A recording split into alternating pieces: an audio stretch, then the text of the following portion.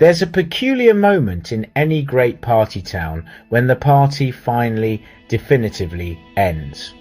In Pattaya, this happens with an almost audible sigh sometime around the 3rd day of January.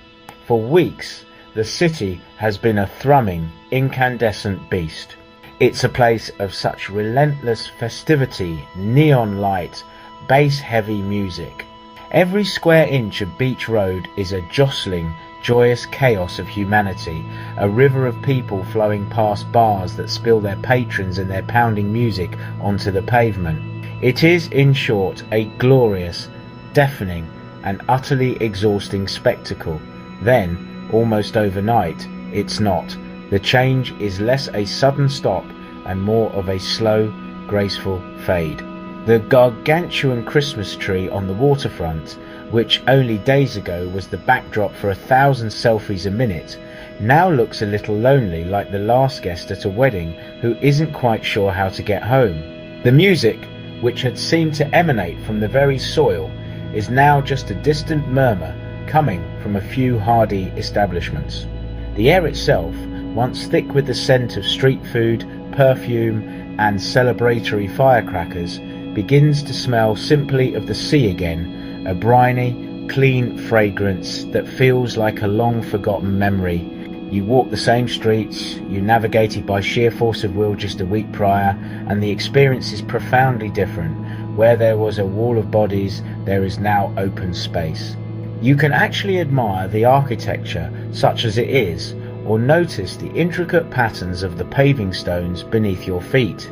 The vendors, who had been shouting their wares with the urgency of stock market traders, now sit quietly on plastic stools, scrolling through their phones or chatting softly with their neighbours.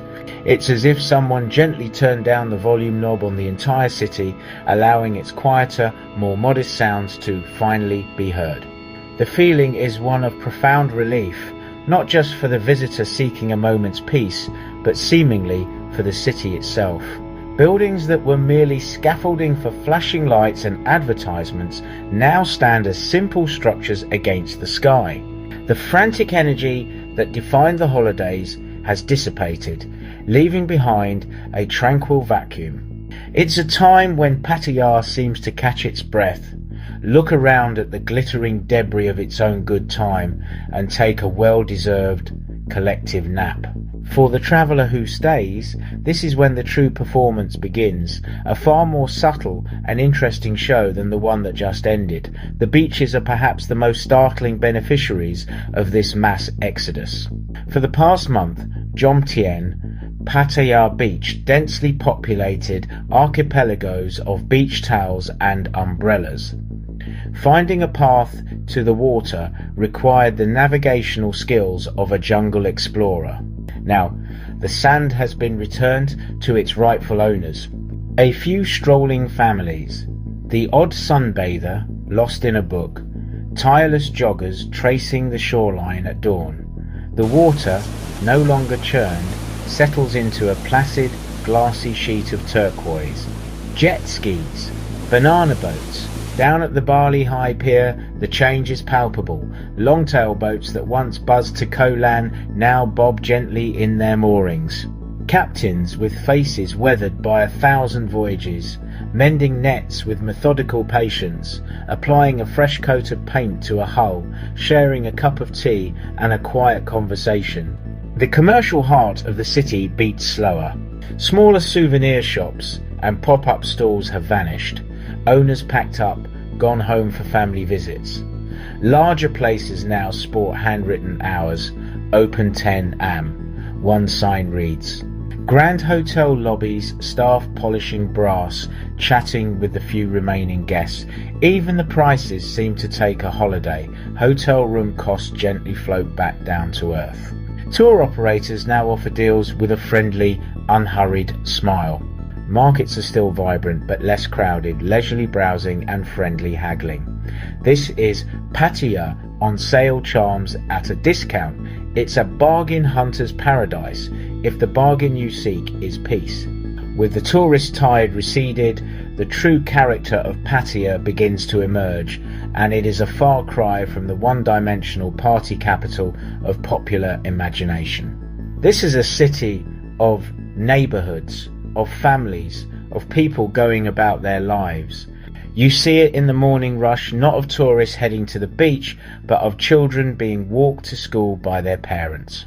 You hear it in the sizzle of woks from household kitchens, the scent of breakfast drifting out onto the quiet sois. The city's identity shifts from a global destination to a fundamentally Thai town that just happens to have a very famous coastline. The locals navigated the holiday peak with a mixture of professional efficiency and weary resignation, and now wear expressions of unmistakable relief. The street sweepers, who fought a losing battle against the nightly tide of celebratory detritus, can now make real, visible progress, leaving spotless pavements in their wake. Maintenance workers appear as if from nowhere, diligently repairing cracked tiles, repainting faded signs, tending to the public gardens.